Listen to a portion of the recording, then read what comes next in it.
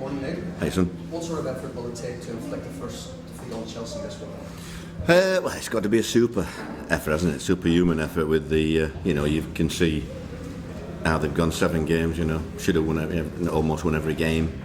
Europe as well. So it's a difficult task. It's a difficult task for anybody that plays them at the moment, but I think that's what sets the Premier League above anywhere else. There's always a possibility, and that's what we're looking at. How do you plan to stop Diego Costa? I don't think you can plan. You say Costa, but Hazard, Oscar, you name it. They're all top class players. Fabregas, and the other lads. The good news really, doing some good light training, and which I thought he might be months, but he could be a possibility for next week. So that's pleasing. I know you weren't here, but do you get the feeling from the guys that what they did against Chelsea last year is something that motivates them, something that gives them confidence? Well, I just think it's the kind of league, there's always a chance of it's now. I mean, I think we're 7-1 this morning apparently. So it's always the opportunity for a lad. You pit your wits against the best. We know we're going to be under the cosh for large amounts, but every team that plays against Chelsea in the bottom half of the table, they're all under the cosh. So it's just can we be disciplined enough, and can we create enough on the day, and that's what you've got to try and do. Chelsea were labelled last season that these sort of games they were apparently supposed to pick up the points against lower teams in the Premier League table. Have they, in your opinion, turned that around? Is this going to be a much more difficult? Well, I think, if I'm honest, I was in the media last year and I tipped Chelsea to win last year, and how they nearly won it without a striker all season, I found incredible, if I'm honest. So now he's got a top-class striker and another top-class midfield player. He must be quietly confident, because I thought they would have won it last year with a striker. Away from the game, all this talk of you moving upstairs. Well, I've only seen it in one tabloid, so I'll take it with a pinch of salt. I don't know anything about that now. No truth? No. Well, I don't know anything about it. There's truth in it. You'll have to find that out. You never let facts get in the way of a good story, do you? You guys. Rest and recuperation, have you an opinion on that? Was Sterling right? Are 2 days necessary? I think I've got enough problems managing Crystal Palace without worrying about it. I look at these and smile, really. It takes a lot of pressure off everybody, doesn't it? Talking about Roy Hodgson confrontation on Sunday. Will it be a gun down? And it'll. I think there's so many things that crop up. I enjoyed the international break. I watched the home countries, and I would really, jumped out of my seat when Wales scored, and Scotland's second goal. I did the same. It's been a good 2 weeks for the home countries. So I've looked on a positive. I haven't really bothered up too much about what you guys worry about. What's the policy here for recuperation? For recuperation, rest and recuperation. Well, we have our own ways, which I'm not going to go into detail with you guys. But at the minute, we've only got Scott Dan, who's out of the whole squad. I think it's the physios are doing well at the minute. But when you say that, you get 4 injuries the next game, so you just keep your mouth shut, really. Just finally, from Adam, if you have an opinion on whether senior players who still qualify for the under-21s with a name and setup, should they be available next summer? I think it would be a great experience for them if there's no do this week, and hopefully that comes off. But there's no club. Stoke beat Man City away, didn't they? And I don't think there's a club that we can't beat in the Premier League, if I'm honest. And I think that's the same for every club in the Premier League. On a bad day for some clubs and a good day for others, the results are possible everywhere. Have you studied the way that Palace beat Chelsea last season, and would you aim to replicate some or all of that game plan? Not really. I think some of the players were different. Definitely, their players are different. So, like I say, you've got to concentrate, I think, a little bit more on yourselves than the opposition. Yeah, everybody knows what Hazard, Oscar can do on a good day, and Costa. And I think you've got to hope they have an off day. And that's what we try and do, and you can help that by being well organised yourselves, and I think we've got ammunition that can hurt them as well, so it's not going to be just a one-way battle. I think we've got people that can cause problems as well, so we've got to try and get our major players into the game as well, and like I say, that's it's not an easy thing against a team like Chelsea, but it's something we'll be trying to do. A bit like yourself, Jose can be an interesting figure on the touchline. What do you make of the way he sort of goes about his business sometimes? Well, I think he's the best there is. I always have done. I think he's great for you guys because he's always a quote is something, you know. And you know, when he come on the scene, I was at Sheffield, and you know, he's such a good-looking so-and-so, wasn't it? I mean, that started it off without being a good manager. But I just think he's signed well, really. He's all right having money, but he knew he hadn't got a striker last year. I think the January window, if he'd have signed a striker, probably would have won the league last year, I felt. But this year they've signed at least two quality players, and I think they're a little notch above everybody else, mate. I think he's a good manager. I think he's a players manager. I think we all say things probably that we may regret, and I'm sure Josie said a few things over the last 12 months that he might have regretted after. But that's how it is. We thrust microphones in straight away.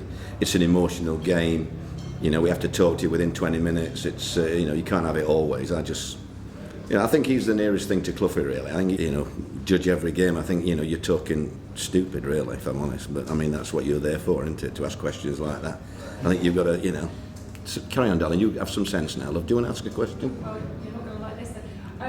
Just about the fact that Mourinho leaves early, goes down the tunnel. Do you think too much has been made? Does he do that every week? He does. He's been doing it a lot. And I'm wondering, do you think too much has been made? Well, if I'm winning 3-0, I won't walk off. That's all I can say. I don't know what Mourinho will do. What about the talk of Chelsea having an invincible season? Do you think that it could be possible? I think it's a possibility, yeah. When I look at the Arsenal team that did it, many years ago, I think this is as near as you're going to get to a flawless team, really. I think it's pretty solid everywhere. And when you get Hazard chasing back and tackling, you're not doing bad, are you, really? I think there's not many weaknesses in the team.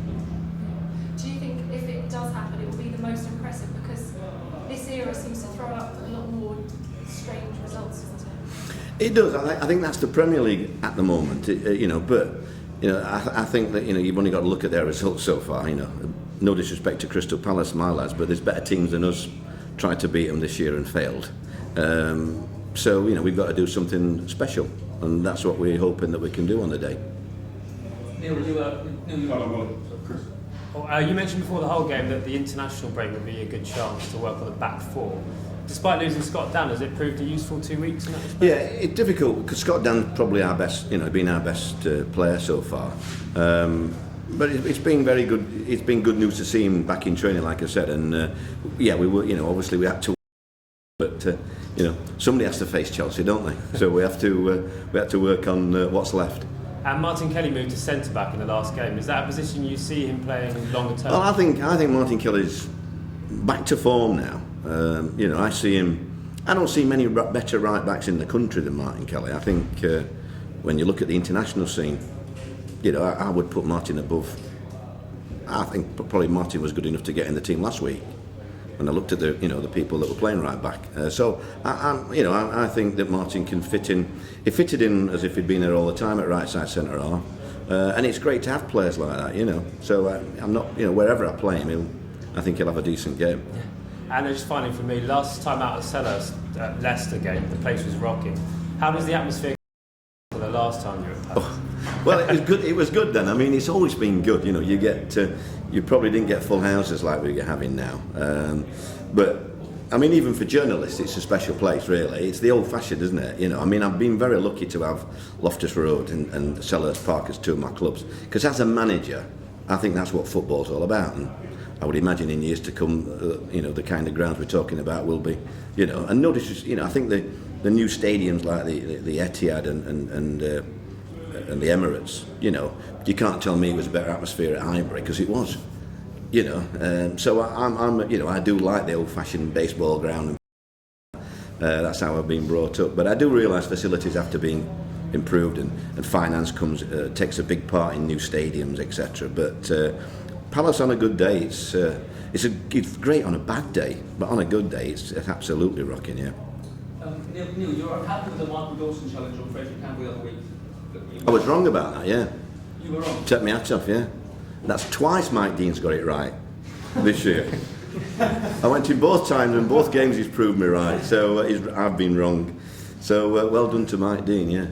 it's great that you can come out and say you're sorry. Do you think it'd be a good idea for referees to be able to do the same thing, or do you think it's better? No, I think they would get absolutely hung, drawn, and quartered with you guys and ladies if they came out. I think no, they can't come out after a game. You'd kill them.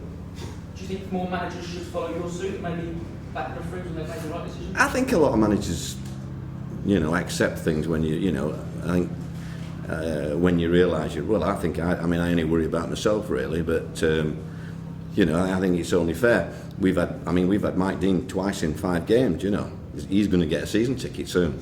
But it was something that I felt was wrong, and he proved he was right, really. So you take your hat off to him. Can I ask you about a couple of players that you've got out on loan? I think the chairman's made a couple of statements this week. Jack Hunt, is there any permanent deal already for him to move on when his loan's over? No, not really.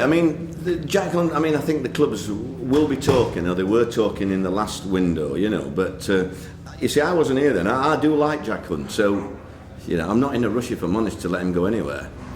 It's good to see him getting good games, good level, and playing week in, week out. Very unlucky lad to injured like he was in that first few days when he was here.